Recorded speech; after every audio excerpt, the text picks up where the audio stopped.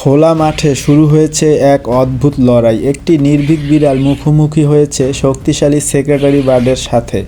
Secretary bird তার লম্বা পা দিয়ে বারবার আক্রমণ করতে থাকে, কিন্তু বিড়ালটি ভয় পায় না।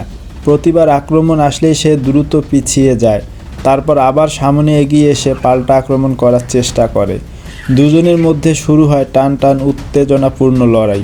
সেক্রেটারি বার্ড যেন বুঝতেই পারছে না কিভাবে এই ছোট্ট কিন্তু সাহসী প্রতিপক্ষকে সামাল দেবে।